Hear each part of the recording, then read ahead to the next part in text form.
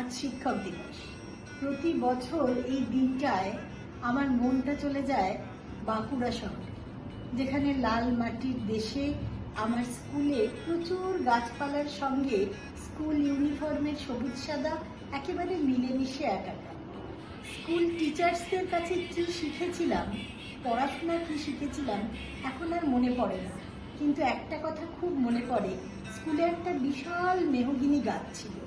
টিচাররা শিখিয়েছিলেন সেই গাছটাকে মাদার মেহগিনি বলতে, আমরা সবাই তাই বলতাম।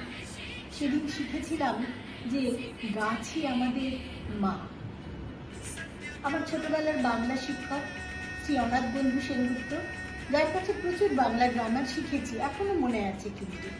কিন্তু আরও একটা জিনিস শিখেছিলাম, সেটা একটা ছোট গল্প।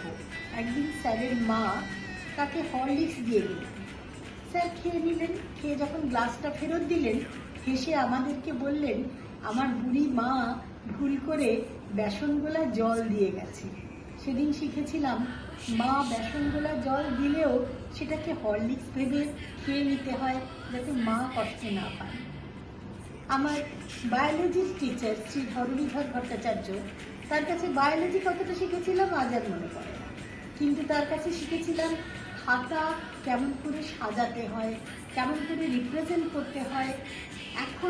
এখন এই এমসিকিউ এর যুগে বাচ্চাদের আলাদা করে পাওয়ার অফ এক্সপ্রেশন শিখতে গেলে কমিউনিকেশন স্কিলের ক্লাসে ভর্তি হতে হয়, সেটা কিন্তু ধরণীবাবুই আমাকে শিখিয়েছিলেন। আজ বলতে দ্বিধা নেই, স্কুলে খাতা জমা পড়ার পর প্রচুর ভুল কারেকশন হতো। বাড়িতে মা যখন দেখতেন, বলতেন টিচাররা অত্যন্ত ব্যস্ততায় এগুলো মিস করে গেছেন। সেদিন মার কাছে শিখেছিলাম কোনোভাবেই সন্তানের সামনে টিচার্সদের সমালোচনা করতে নেই। মার কাছে শিখেছিলাম ভালোবাসতে, না শুধু সন্তানকে নয়, সমস্ত মানুষকে সমানভাবে ভালোবাসতে।